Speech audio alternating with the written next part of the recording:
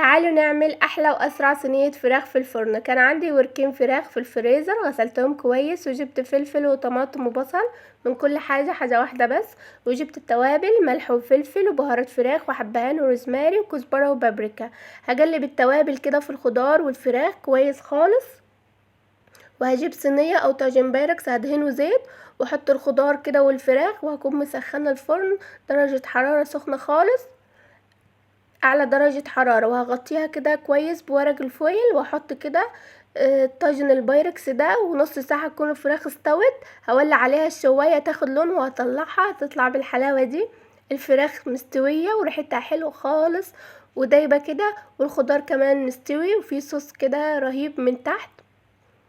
شايفين الفراخ مستوية ازاي؟ بس هي كانت سخنة خالص وطعم الصوص كان رهيب. اتمنى ان هي تعجبكم.